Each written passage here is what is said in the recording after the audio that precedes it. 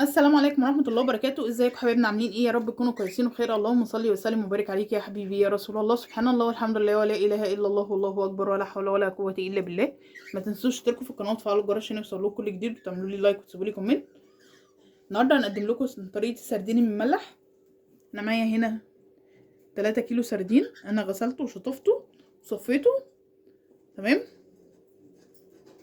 واحنا بنشطفه كده من عند الخياشيم، لا اما لو صغير زي كده بنحطه في ميه زي البسارية، بنحطه في مصفى، ونكون فيه ميه مثلا طبق ميه كبير بنحطه بنغوصه فيه وبنطلعه. هو بيتشطف لوحده، بنسيبه يتصفى بدل المره 3 مرات او 4 مرات. تمام. انا طبعا عملت كده عشان هو صغير شويه مش كبير. معايا بقى شطه، معايا ملح، معايا ورق غار، معايا فلفل ارناؤوطي اللي هو الاحمر، معايا زيت. يلا بينا نبدا. معايا بقى العلبه بتاعتي. هنقلب بقى الملح والفلفل والشطه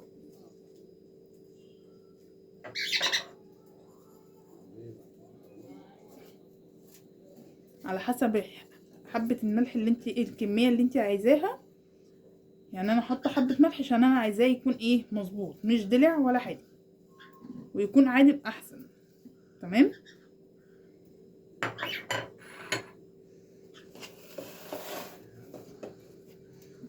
حط كده، هرصه. اللهم صل وسلم وبارك عليك يا حبيبي يا رسول الله. سبحان الله والحمد لله ولا اله الا الله والله اكبر ولا حول ولا قوة الا بالله. ممكن تعمليه كده عكس عكاس اهو، ممكن تحطيه عادي.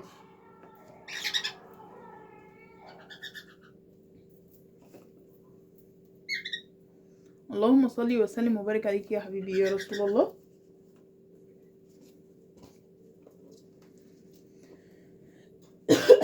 عفوا.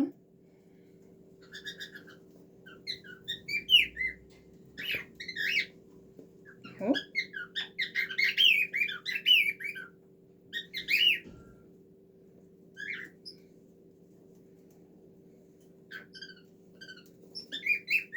تمام اهو. بزنقهم بقى جنب بعض عشان تبقى مظبوطة معايا اهو. نحط بقى حبة ملح، برش كده عليه بملح، بكمل تاني زي نفس الطريقة. اللهم صل وسلم وبارك عليك يا حبيبي يا رسول الله. سبحان الله والحمد لله ولا اله الا الله والله اكبر ولا حول ولا قوة الا بالله. طبعا اسفة على صوت العصافير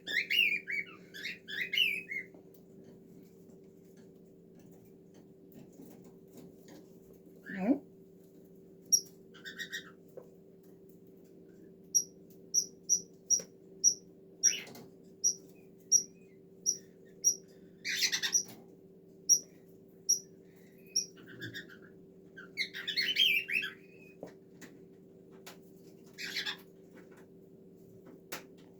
انا حابة يكون الشطة فيها كتير عشان كده حاطة شطة اهو. حطي بقى ورق غار وحديتين كده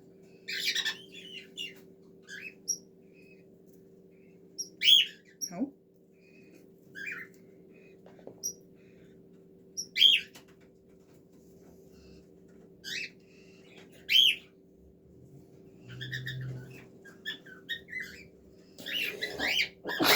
عفوا، رحمكم الله.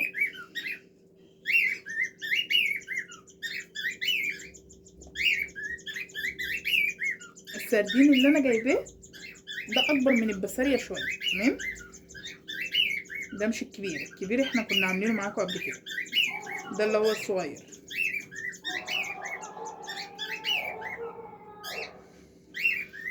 اهو. اللهم صل وسلم وبارك عليك يا حبيبي يا رسول الله. سبحان الله والحمد لله ولا اله الا الله والله اكبر ولا حول ولا قوه الا بالله.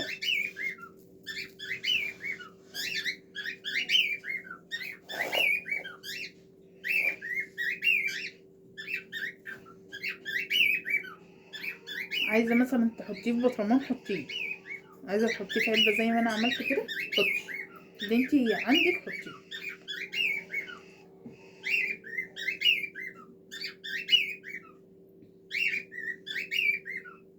تمام. اللهم صل وسلم وبارك عليك يا حبيبي يا رسول الله. سبحان الله والحمد لله ولا اله الا الله والله اكبر ولا حول ولا قوه الا بالله.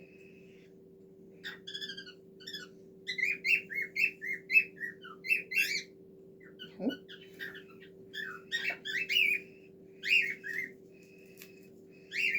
يعني انا كل طبقه برش ايه ملح، ملح بشطه.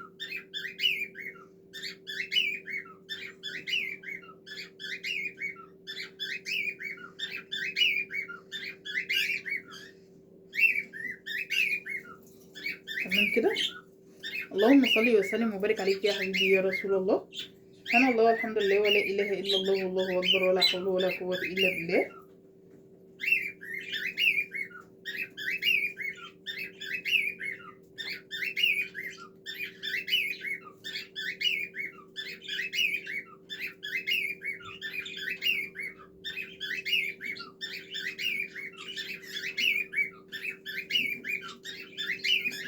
طبعا ممكن تعملي الطريقه دي في العيد، يعني تجيبي سردين وتعمليه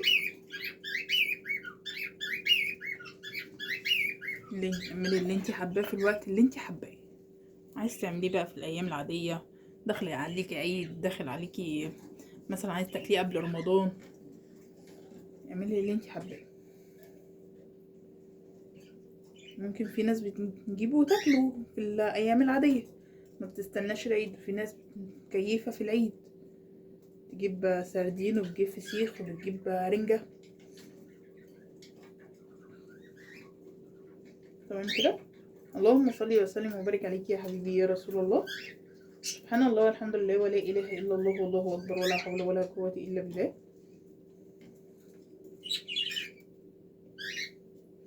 اهو. طبعا ال3 كيلو مش هيجوا في الكميه دي كلها في العلبه دي، هعملهم في علبه تانية بس مع نفسي بقى، بس اخلص بس العلبه دي.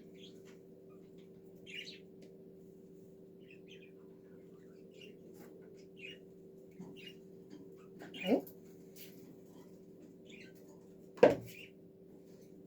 تمام.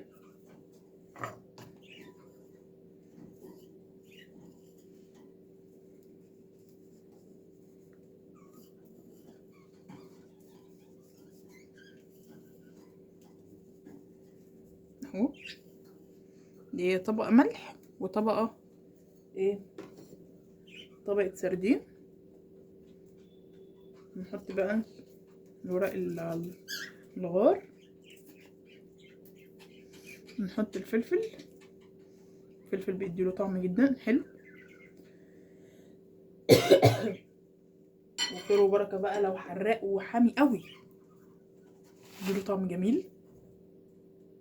هنحط بقى الزيت، بسم الله الرحمن الرحيم. انا حاطه كوبايه واحده بس، في ناس ممكن تخمره بس زيت، لا انا مش بخمره. بناكله بعد قد ايه؟ بناكله بعد قد ايه؟ بناكله بعد 3 ايام ل 4 ايام كتير قوي. ممكن طبعا عشان صغير ممكن تاكليه بعد 3 ايام بالظبط. اللهم صل وسلم وبارك عليك يا حبيبي يا رسول الله. سبحان الله والحمد لله ولا اله الا الله والله اكبر ولا حول ولا قوه الا بالله. طبعا ده الشكل النهائي بتاع السردين بتاعنا. اول لما يستوي هطلعه لكم. ما تنسوش تشتركوا في القناه وتفعلوا الجرس عشان يوصلكوا كل جديد، وتعملوا لي لايك وتسيبوا لي كومنت. والسلام عليكم ورحمه الله وبركاته.